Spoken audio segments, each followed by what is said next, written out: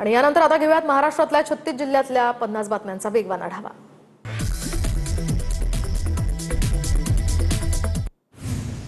मुख्यमंत्री देवेंद्र फडणवीसांकडून आपत्ती व्यवस्थापन विभागामध्ये आढावा। मुंबईसह कोकण, पुणे घाटमाथ्यावरील पावसाच्या स्थितीची माहिती मुख्यमंत्र्यांनी जाणून घेतली। एनडीआरएफ आणि एसडीआरएफची पथकं तैनात, तर 8 जुलैपर्यंत राज्यात पावसाचा अलर्ट। मुंबई ठाण्यासह कोकणाला पावसाचा रेड अलर्ट। पुणे, कोल्हापूर आणि साताऱ्याला सुद्धा पावसाचा रेड अलर्ट जारी। कोकण आणि घाटमाथ्याला मुसळधार ते अतिमुसळधार पावसाचा इशारा। उद्या नाशिकला अलर्ट, तर ढगफुटी होऊ शकते। मुख्यमंत्री फडणवीसांची माहिती, जवळपास 300 मिलीमीटर पाऊस होऊ शकतो अशी ही माहिती। 8 तारखेपर्यंत हवामान विभागाकडून अलर्ट, मुख्यमंत्र्यांची माहिती। नाशिक शहरातील सर्व शाळा आणि महाविद्यालयांना उद्या सुट्टी जाहीर। पावसाच्या रेड अलर्टच्या पार्श्वभूमीवर नाशिक पालिकेचा हा निर्णय। पुढील 48 तासांसाठी नाशिकला पावसाचा रेड अलर्ट जारी। पालघरमध्ये पुराच्या पाण्यात अडकलेल्या 200 पेक्षा जास्त नागरिकांचं एनडीआरएफकडून रेस्क्यू, तर जांजरोळीमधील 4 पाड्यांमधील 45 नागरिकांना सुरक्षित स्थळी हलवलं, तर देवशेत पाड्यातील 180 ते 200 जणांचं रेस्क्यू। मुंबई पुणे रेल्वे मार्गावरील 17 एक्सप्रेस गाड्या रद्द, तर 31 एक्सप्रेसचे मार्ग बदलण्यात आलेत। मध्य रेल्वेमध्ये प्रशासनाची माहिती, मुंबई पुणे रेल्वे मार्गावरील खंडाळ्यामध्ये दरड कोसळल्याची घटना। मिसिंग लिंकवरील दुसऱ्या बोगद्याच्या आधी दरड कोसळली आहे। पुण्याहून मुंबईला जाणाऱ्या मार्गावर ही दरड कोसळल्याची माहिती। सुदैवानं जीवितहानी नाही। दुसरीकडे बोरघाटात पाणी साचल्यामुळे मुंबई पुणे एक्सप्रेस वे देखील बंद। मुंबई पुणे एक्सप्रेस वेवरील उर्से टोल नाका परिसरात दरड कोसळली। महामार्गावर वाहतूक ठप्प, अनेक वाहन चालकांना पुण्याच्या दिशेनं माघारी पाठवलंय। मुंबई पुणे एक्सप्रेस वेवर उर्से नाका परिसरातील भीषण दृश्य समोर। महामार्गावर येणाऱ्या पाण्याचा प्रवाह वाढल्याचं चित्र। पुणे ते मुंबई एसटीची सेवा पुढील आदेशापर्यंत बंद। रेल्वे हायवेवर आता पाणी साचल्यामुळे एसटी प्रशासनाचा निर्णय। एसटीनं मुंबई पुणे प्रवास करणाऱ्या प्रवाशांना याचा फटका। पालघरच्या वरईसफाळे या रस्त्यावर पाण्यामध्ये अडकलेल्या कारमधील तिघांचे रेस्क्यू। नावझे गावातील या तरुणांनी बुडालेली ही कार दोरीच्या साह्यानं बाहेर काढली आहे। कारमधील रुग्णाला अँब्युलन्सच्या साह्यानं मदत करून दिली आहे। पालघरमधील जांजरोळी धरणाचा काही भाग वाहून गेल्यामुळे नागरिकांमध्ये भीतीचं वातावरण। धरणाच्या बांधाची माती आणि दगडी पिचिंगचा हा भाग कोसळलाय। प्रशासन दुर्लक्ष करत असल्याचा आरोप करत स्थानिकांकडून संताप व्यक्त। मुंबईतील जीटीबी नगर स्थानकामध्ये पनवेल दिशेकडील मार्गिकेच्या झाडाची फांदी कोसळली। दरम्यान फांद्या बाजूला केल्यानंतर 20 मिनिटात ही वाहतूक पूर्ववत झाली आहे। हार्बर मार्गावरील लोकल सेवा सध्या तरी सुरू आहे। मुंबईच्या चुनाभट्टीमध्ये झाड कोसळून संरक्षक भिंत खचली, तर झाड कोसळून 10 ते 12 दुचाकींचंही नुकसान। चुनाभट्टी स्मशानभूमी लगत असलेली ही भिंत खचली आहे।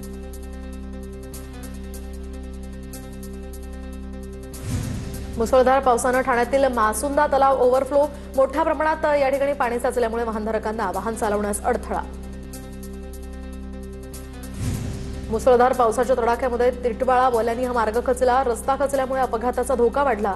प्रशासनानं तातडीनं दुरुस्तीची कामं हाती घेण्याची नागरिकांची मागणी। अंबरनाथमधील बालधोनी नदीला महापूर। पुलावरून पाणी गेल्यामुळे प्राचीन शिवमंदिराकडे जाणारा मार्ग बंद। नगरपालिकेच्या कर्मचाऱ्यांकडून खबरदारीचा उपाय म्हणून रस्ते बंद। बदलापुरातील उल्हास नदीच्या पाणी पातळीत वाढ, तर धोक्याची पातळी ओलांडल्यानंतर पुराचं पाणी मुख्य रस्त्यावर। उल्हास नदीवरील नवा पूल वाहतुकीसाठी पूर्णपणे बंद।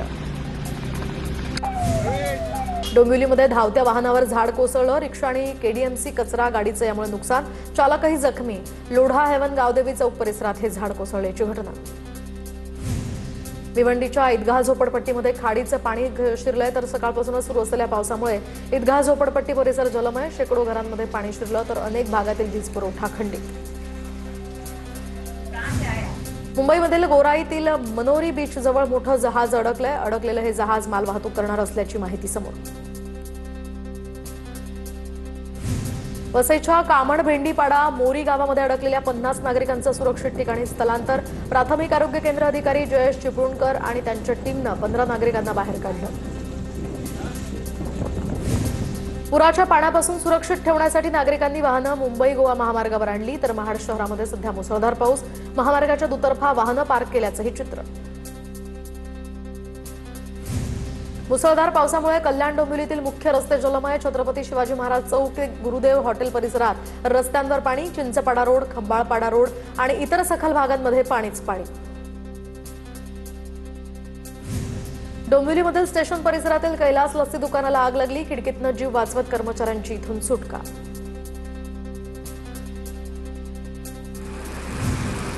मुसळधार पावसामुळे मोहिली जलशुद्धीकरण केंद्र जलमय झाल्यामुळे पाणी पुरवठा विस्कळीत. कल्याणकरांना पाणी टंचाईचा फटका. अनेक भागातील पाणी पुरवठा तात्पुरता बंद राहणार.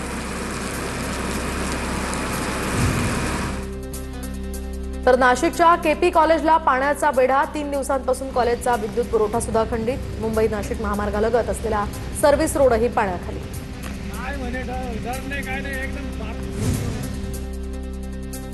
पुण्याच्या मुळशीमधील धावडी गावाजवळ दरड कोसळली. 3 घरं मातीच्या ढिगाऱ्याखाली गाडली गेली. तर घरामध्ये किती लोक होते याची माहिती घेणं सध्या सुरू.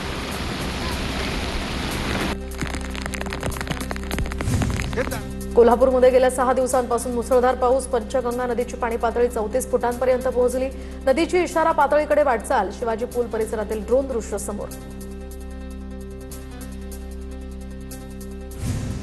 महाराष्ट्र आणि कर्नाटकला जोडणाऱ्या इचलकरंजीमधील पंचगंगा नदीवरील पूल वाहतुकीसाठी बंद. मोठ्या पुलावरून पर्यायी वाहतूक सुरू, तर लहान पुलावरील वाहतूक बॅरिकेड लावून बंद करण्यात आली आहे. संत ज्ञानेश्वर महाराज समाधी मंदिराच्या भक्तनिवासात अडकलेल्या 20 पोलीस कर्मचाऱ्यांचं रेस्क्यू करण्यात आलंय. पीएमआरडीएच्या आपत्ती प्रतिसाद पथकाच्या जवानांनी घटनास्थळी धाव घेत या ठिकाणी बचाव कार्य केलं. लोणावळ्यामधील कार्ला गडावर जाणारी वाहतूक बंद. कार्ला रोडवर पाणी भरल्यामुळे ही वाहतूक बंद. पावसामुळे वाहतुकीवर मोठा परिणाम.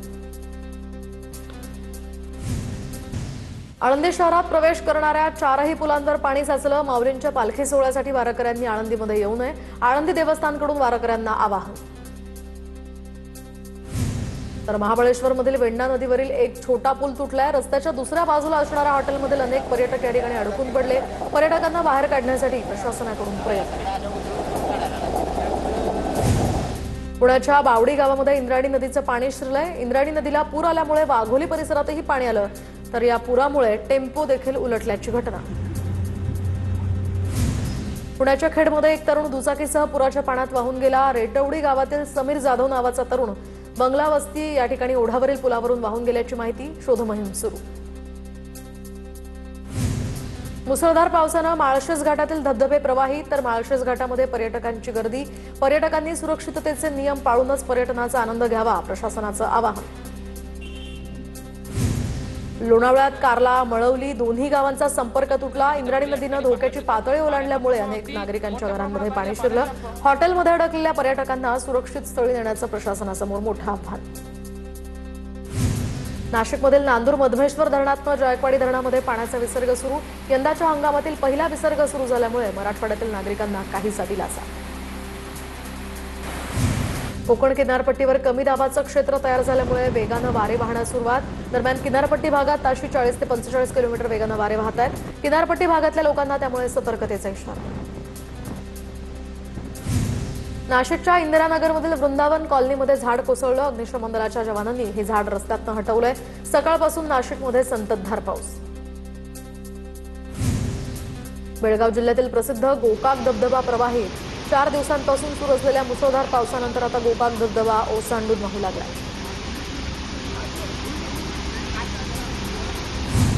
कोयना धरण क्षेत्रामध्ये पावसाचा जोर वाढला. कोयना धरणात 78,322 क्युसेक पाण्याची आवक सुरू. धरणामध्ये 24 तासात पाणी साठ्यात 6.76 टीएमसीनं वाढ. कोयना धरणात 22.54 टीएमसी पाणी साठा. नवीन पनवेलमधील मांठिया शाळेजवळील संपूर्ण रस्ता पाण्याखाली गेला. अनेक गाड्या अडकून पडल्यात. पावसाचा जोर कायम असल्यामुळे जनजीवन विस्कळीत. पनवेलमधील अनेक भागामध्ये पाणी भरल्यामुळे प्रवाशांना मोठा त्रास. चेंबूरमध्ये अमित साटम यांच्या प्रतिकात्मक पुतळ्याला मनसेचं जोडे मारो आंदोलन. चेंबूर साकीनाका दुर्घटनेवर बोलताना हसल्यानं साटमांविरोधात रोष. मुंबईतील सायन्स सर्कल भागामध्ये झाड कोसळलं. सुदैवानं कोणतीही जीवितहानी नाही. अग्निशमन दलाच्या जवानांकडून झाड हटवण्याचं काम सुरू. मुंबईच्या मानखुर्दमधील इमारत दुर्घटनेप्रकरणी गुन्हा दाखल. संबंधित कंत्राटदार, इमारतीचे मालक आणि अनधिकृत बांधकामास परवानगी देणाऱ्यांवर कारवाई. इमारत दुर्घटनेमध्ये 6 जणांचा मृत्यू झालाय. अहिल्यानगर स्टेशन रोड परिसरात विद्युत खांबाला स्पर्श झाल्यामुळे 4 वर्षीय चिमुरडीचा मृत्यू. पावसामुळे विद्युत खांबात प्रवाह उतरल्याची प्राथमिक माहिती. जळगावच्या सराफा बाजारामध्ये सोनं आणि चांदीच्या दरात घसरण. सोन्याचे दर जीएसटीसह 1,49,000 रुपयांवर, चांदी जीएसटीसह 2,43,000 रुपये प्रति किलोवर. सन मराठीवर आजपासून रात्री 9:45 सौभाग्यवती वृंदा मोहन ही रहस्यमय मालिका प्रेक्षकांच्या भेटीला. हरवलेल्या पतीचा शोध घेणाऱ्या वृंदाच्या प्रवासाभोवती ही कथा फिरते. दरम्यान मोहन नेमका कुठे आहे, तो जिवंत आहे का आणि त्याच्या गायब होण्यामागचं गूढ काय, याचा उलगडा प्रत्येक भागामध्ये होत जाईल. विशेष म्हणजे मोहनची भूमिका साकारणाऱ्या अभिनेत्याचं नाव अद्यापही गुप्त ठेवण्यात आलंय.